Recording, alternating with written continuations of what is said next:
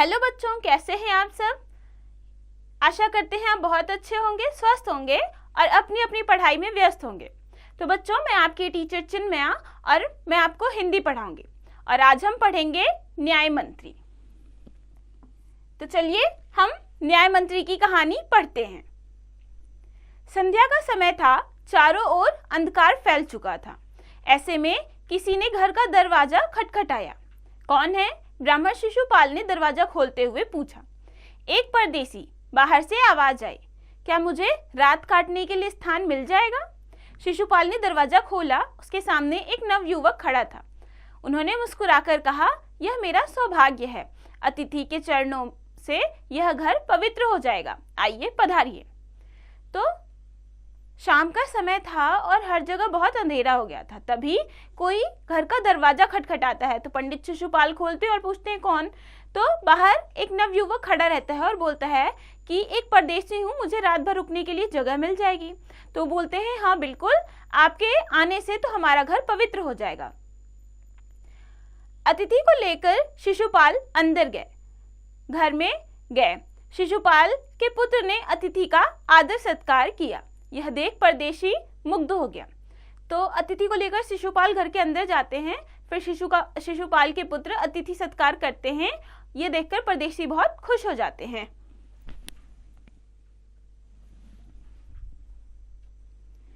भोजन आदि से निबटकर दोनों बातें करने लगे। बात देश की अव्यवस्था पर चल रही थी।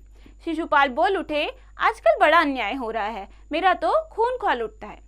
परंतु परदेसी इस बात से सहमत न था। कुछ चिढ़कर बोल उठा, दोष निकालना तो सुगम है, परंतु कुछ करके दिखाना कठिन।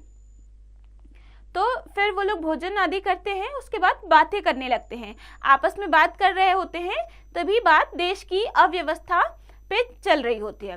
तो शिशुपाल बोलते हैं कि आजकल कितना अन्याय, मतलब कि हर जगह अपराध हो रहे हैं, मेरा तो यह सब सुन के खून खौल उठता है, मतलब मुझे बहुत गुस्सा आता है।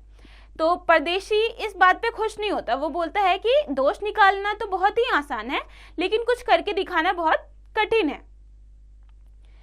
शिशुपाल के लिए यह खुली चुनौती थी। बोले, अवसर मिले तो दिखा दूं कि न्याय किसे कहते हैं। तो आप अवसर चाहते हैं? हाँ, अवसर चाहता हूं। तो शिशुपाल जब ये सुनता है परदेसी से, तो वो उसे एक चुनौती की तरह लेता है और कहता है कि अवसर अगर मुझे मिले तो मैं दिखा दूंगा कि न्याय किसे कहते हैं। तो वो जो युवक होता है वो कहता है, इसका मतलब आप अवसर चाहते हैं? तो शिशुपाल कहते हैं कि हाँ, मैं अवसर चाहता हूं।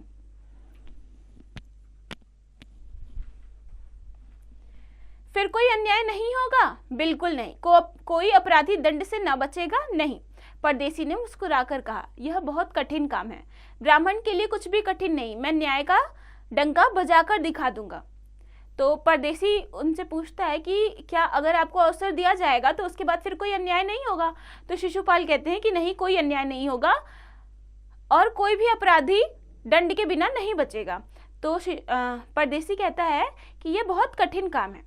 तो शिशुपाल कहते हैं कि ब्राह्मण के लिए कोई भी काम कठिन नहीं है, मैं न्याय, हर जगह न्याय फैला के दिखा दूंगा। परदेसी के मुख पर धीरे से मुस्कुराहट आई और चली गई। इसके बाद भी उनकी बातें चलती रहीं। कुछ देर बाद वे सो गए। सुबह उठकर परदेसी ने शिशुपाल को धन्यवाद देकर उनसे विदा ली। कुछ दिन बाद शिशुपाल के घर पहुंचते पहुंचते कुछ सिपाही आए और उनसे दरबार में चलने के लिए निवेदन किया। शिशुपाल सहम गए। वे ये नहीं समझ सके कि सम्राट ने उन्हें क्यों बुलाया है।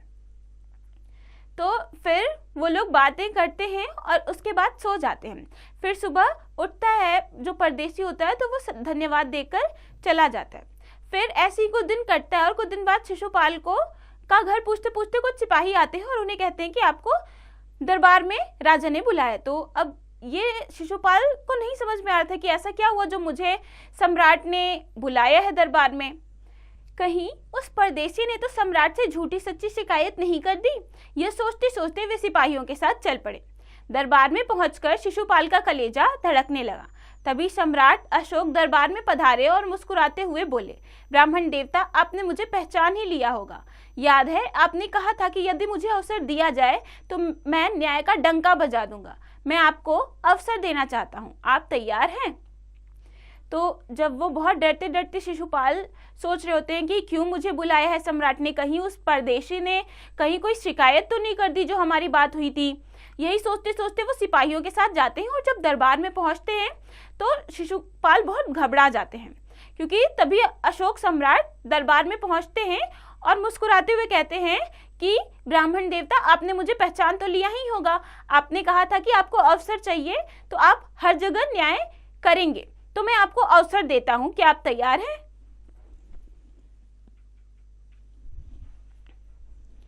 पहले तो शिशुपाल कुछ घबरा, फिर उन्होंने बड़ी ही शांति से गर्दन उठाकर कहा, यदि सम्राट की यही इच्छा है तो मैं तैयार हूं। बहुत ठीक, आप न्याय मंत्री हुए, सम्राट ने कहा और अपने हाथ से अंगूठी उतारकर शिशुपाल को पहना दी। यह सम्राट अशोक की राजमुद्रा थी। अब शिशुपाल न्याय मंत्री थे। उन्होंने राज्य की समुचित व्यवस्था करनी आरंभ कर दी। उनके सुप्रबंध से राज्य में पूरी तरह शांति रहने लगी। किसी को किसी प्रकार का भय नहीं था। लोग घर के दरवाजे तक खुले छोड़ जाते थे। चारों तरफ न्याय मंत्री के सुप्रबंध और न्याय की धूम मच गई। लगभग 1 महीने बाद किसी ने रात में एक पहरेदार की हत्या कर दी। सुबह होते ही यह बात चारों। तो फिर क्या होता है कि पहले तो शिशुपाल कुछ घबराते हैं, फिर वो बोलते हैं कि यदि आपकी ऐसी इच्छा है राजा जी तो मैं तैयार हूँ। तो राजा कहते हैं, सम्राट कहते हैं कि बिल्कुल ठीक है, और वो अपने हाथ से अपनी जो राज की मुद्रा थी वो उनको उतार कर दे देते हैं और उस दिन से वो वहाँ के न्याय मंत्री हो जाते हैं। उनकी व्यवस्था बहुत अच्छी थी, जिस वजह से वहाँ राज्य में हर जगह न्याय हो जाता है और पूरा राज्य सुख और शांति से रहने लगता है। यहाँ तक कि लोग अपने घरों के दरवाजों में ताले तक नहीं लगाते थे। सब लोग बहुत ही अच्छे से रह रहे थे और सब लोग न्याय मंत्री के सुप्रबंध, मतलब कि उनकी जो व्यवस्था थी उसकी बहुत तारीफ कर रहे थे।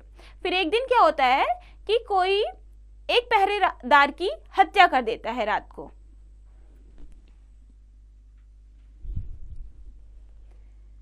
चारों तरफ जंगल में आग की तरह फैल गई। लोग बड़े हैरान थे। शिशुपाल की तो नींद ही उड़ गई। उन्होंने खाना पीना छोड़कर अपराधी का पता लगाने में रात दिन एक कर दिया। बहुत प्रयत्न करने के बाद जब अपराधी का पता चला तो शिशुपाल ने के आश्चर्य का ठिकाना न रहा। स्वयं सम्राट ने उस पहरेदार की हत्या की थी। सम्राट को अपराधी घोषित करना बहुत कठिन काम था। शिशुपाल करे भी तो क्या, एक ओर वे न्याय मंत्री और दूसरी ओर सम्राट के सेवक। परंतु न्याय की दृष्टि से सम्राट और साधारण व्यक्ति में कोई अंतर नहीं होता। तो जब पहरेदार की हत्या होती है तो ये बात हर तरफ फैल जाती है। सबको बहुत ही आश्चर्य हो रहा होता है कि जब इतनी सुव्यवस्था थी न्याय मंत्री की तो अब ये हत्यारा कौन हुआ। तो शिशुपाल बहुत ही सोच में पड़ जाते हैं कि ये क्या हो गया। फिर वो उस हत्यारे की खोज करते हैं और पता लगता है कि ये तो सम्राट ने ही उसे मरवाया है। तो अब शिशुपाल बहुत ही चिंतित हो जाते हैं कि एक तरफ तो वो न्याय मंत्री हैं, दूसरी तरफ सम्राट के सेवक हैं और सम्राट ने ही ऐसा किया है। फिर वो सोचते हैं कि न्याय की दृष्टि से तो सम्राट और सामान्य व्यक्ति में कोई अंतर नहीं होना चाहिए। अगले दिन शिशुपाल बहुत शांत थे। उन्होंने अपना कर्तव्य निश्चित कर लिया था। वे ठीक समय पर दरबार में पहुंचे। सम्राट अशोक सिंहासन पर बैठे हुए थे। आते ही उन्होंने शिशुपाल से पूछा, अपराधी का पता चला? न्याय मंत्री ने साहसपूर्वक कहा, जी हाँ, पता चल गया। तो अगले दिन जब वो उठते हैं तो शिशुपाल बहुत शांत थे और वो अपना जो उन्हें न्याय करना था उसका निश्चय कर चुके होते हैं। वो दरबार में आते हैं तो सम्राट अशोक सिंहासन पर बैठे हुए थे। वो पूछते हैं कि क्या आपको अपराधी का पता लगा? तो वो कहते हैं, हाँ, मुझे पता लग गया है।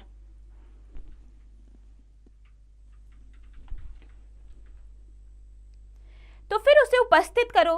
न्याय मंत्री कुछ रुके, फिर अपने एक उच्च अधिकारी को संकेत करते हुए बोले, सम्राट अशोक स्वयं अपराधी हैं, इन्हें गिरफ्तार कर लिया जाए। दूसरे ही क्षण सम्राट के हाथों में हथकड़ी पड़ गई। न्याय मंत्री ने कहा, अशोक, तुम पर पहरेदार की हत्या का अपराध लगाया जाता है, तुम इसका क्या उत्तर देते हो? सम्राट होठ काट कर रह गए। न्याय मंत्री ने फिर पूछा, तो तुम अपराध स्वीकार करते हो? हाँ, मैंने मारा अवश्य है, पर वह उद्दंड था। वह उद्दंड था या नहीं, तुमने एक राज्य कर्मचारी की हत्या की है, तुम अपराधी हो, तुम्हें मृत्यु दंड दिया जाता है। न्याय मंत्री ने निर्णय दिया। तो जब राजा उनसे पूछते हैं कि क्या तुम्हें मिला अपराधी, तो वो कहते हैं कि हाँ मुझे मिल गया। तो वो राजा कहते हैं कि फिर उसे उपस्थित करो। तो वो अपने एक और मंत्री की ओर आदेश करता है और कहता है कि सम्राट अशोक ही अपराधी हैं, उन्हें कटघरे में लाया जाए। तो वो उनके हाथ में फिर हथकड़ियाँ पहना दी जाती हैं और फिर शिशुपाल राजा से पूछते हैं कि आप इस बारे में क्या कहना चाहेंगे, मतलब आप पे ये आरोप लगा है। तो वो कहते हैं कि वो एक उद्दंड था। तो शिशुपाल कहते हैं कि वह उद्दंड था या नहीं था, आपने एक राज्य कर्मचारी की हत्या की है, आप अपना अपराध स्वीकार करते हैं। तो वो बोलते हैं हाँ मैं करता हूँ। तो वो कहता है कि इस बात पर आपको मृत्यु दंड दिया जाता है। सारी सभा में सन्नाटा छा गया। कोई कल्पना भी नहीं कर सकता था कि सम्राट को अपराधी घोषित कर दंडित भी किया जा सकता है। न्याय मंत्री का निर्णय सुन सम्राट ने सिर झुका लिया। वे शिशुपाल की परीक्षा लेना चाहते थे।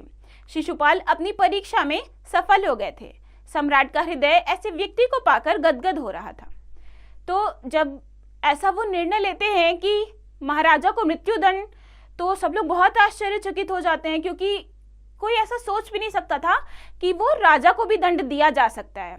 लेकिन जब शिशुपाल न्याय की वजह से राजा को भी दंड देते हैं तो सब लोग एकदम बहुत ही आश्चर्यचकित हो जाते हैं और न्याय मंत्री का निर्णय सुनकर सम्राट सिर झुका लेते हैं।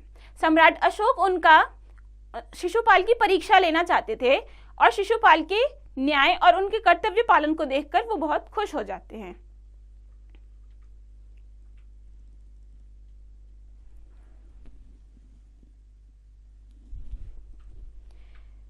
तभी न्याय मंत्री का संकेत पाकर एक कर्मचारी सम्राट अशोक की सोने की मूर्ति लेकर उपस्थित हो गया। न्याय मंत्री ने खड़े होकर कहा, सज्जनों, यह सच है कि मैं न्याय मंत्री हूँ। यह भी सच है कि मैं अपराधी को दंड मिलना चाहिए, परंतु अपराधी और कोई नहीं, स्वयं सम्राट है। शास्त्रों में राजा को ईश्वर का रूप माना गया है, इसलिए मैं उसे ईश्वर ही दंड दे सकता है। अतएव मैं आज्ञा देता हूँ कि सम्राट को चेतावनी देकर छोड़ दिया जाए और उनके स्थान पर इस सोने की मूर्ति को फांसी पर लटका दिया जाए, जिससे लोगों को शिक्षा मिले। तो तभी न्याय मंत्री के संकेत पर एक कर्मचारी वहां पर सम्राट अशोक की सोने की मूर्ति लेकर आता है। तो फिर कहते हैं न्याय मंत्री कि सज्जनों, वैसे तो ये राजा हैं और मैं न्याय मंत्री हूँ और न्याय करना मेरा धर्म है, लेकिन जो अपराधी हैं वो राजा हैं और राजा को ईश्वर माना जाता है, इसलिए मैं ईश्वर को दंड नहीं दे सकता हूँ। ईश्वर को दंड ईश्वर ही देंगे, इसलिए सम्राट अशोक को चेतावनी देकर छोड़ा जाए और उनके स्थान पर इस सोने की मूर्ति को फांसी पर लटकाया जाए, जिससे कि लोगों को शिक्षा मिले। न्याय मंत्री का न्याय सुन सभी उनकी जय जयकार कर उठे। जब सब लोग चले गए तो शिशुपाल ने राजमुद्रा सम्राट अशोक के सामने रख दी और बोले, महाराज, यह राजमुद्रा वापस ले लें, मुझसे यह बोझ नहीं उठाया जाएगा। अशोक ने सम्मान भरी दृष्टि से उनकी ओर देखते हुए गदगद कंठ से कहा, आपने मेरी आंखें खोल दी हैं। आपका साहस प्रशंसनीय है। यह भार आपके अतिरिक्त और कोई नहीं उठा सकता। न्याय मंत्री निरुत्तर हो गए। तो जब फिर उनका ऐसा निर्णय सुनकर सब लोग बहुत खुश हो जाते हैं और सब न्याय मंत्री की जय जयकार करने लगते हैं। फिर जब सब लोग चले जाते हैं तो न्याय मंत्री राजमुद्रा सम्राट अशोक के सामने रख देते हैं और कहते हैं कि इसका बोझ मुझसे नहीं उठाया जाएगा, अब आप इसको वापस ले लें। तो सम्राट अशोक उनको कहते हैं कि आपने मेरी आंखें खोल दी हैं, आपकी जो न्याय व्यवस्था है वो बहुत ही प्रशंसनीय है और आपके अतिरिक्त ये काम और कोई नहीं कर सकता है। तो न्याय मंत्री फिर कुछ नहीं बोलते हैं और वो मान जाते हैं। तो बच्चों, हमने इस पाठ में न्याय मंत्री की कहानी पढ़ी, जो कि अपनी न्यायप्रियता और कर्तव्य निष्ठता के कारण इतने प्रसिद्ध हुए, यहाँ तक कि राजा भी उनके सामने झुक गया। अब हम इस पाठ के कठिन शब्दों को पढ़ेंगे। कठिन शब्द हैं संध्या, सौभाग्य, अतिथि, दंड, दृष्टि, उद्दंड, गदगद। आगे है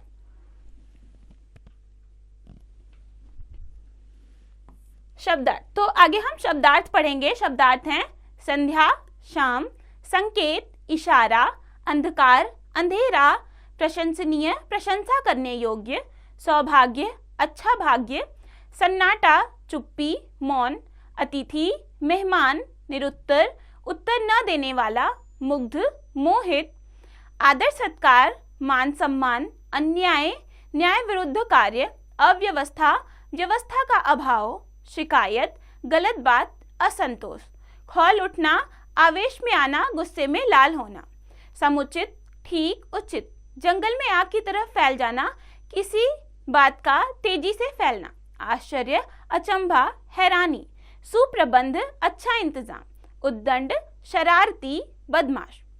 तो बच्चों, ये हमने शब्दार्थ पढ़े। ये पाठ यहाँ खत्म हुआ। हमने इसमें न्याय मंत्री की कहानी पढ़ी। अब आप इस पाठ को खुद से पढ़िए, समझिए और इसके अभ्यास को खुद से कीजिए।